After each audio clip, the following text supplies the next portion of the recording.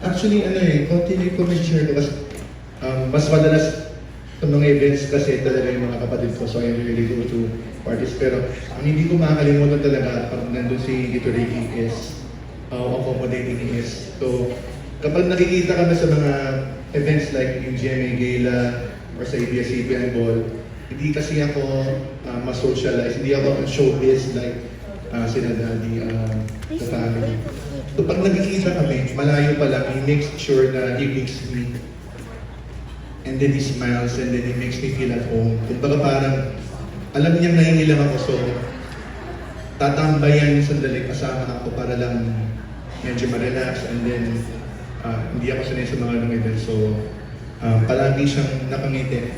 So samahan niya talaga ako hanggang maramdaman niya na okay, chill na ako. So ituligid na ako sa kabilang table with other directors. Okay, so mag-iwalay na kami. So yung kwento po nila na may talaga siya kumanta, ulit-ulit na lang alam ko, baka nalasama na ibang daw. Pero totoo po yun kasi he loves to entertain people and then parang ang dami niyang energy. So yun yung I think yung pinakamaalala ko sa kanya. And the way he is around people po talaga, very infectious yung saya niya. Last time ko po siyang nakasama, hindi ko ako makapaniwala, was a year ago. April 10, debut ni Sofia Pablo. Ganun din, the last photo I took with him was, nakakabay ako sa kanya kasi group pic siya with the debutant.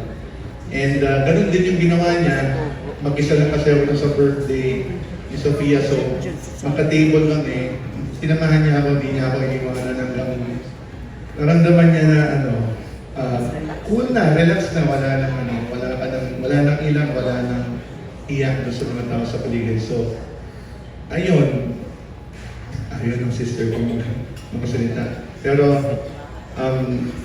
and then he's very close with family, he's very close with everyone here, with the Legends family. So, Tito Ricky, thank you po for making me feel at home kapag makasama tayo and making me feel welcome dito sa industry. Thank you very much po. Thank you. Alright. Kanina, nakita ko si Kuya Boyel De Leon. Is he still here? No.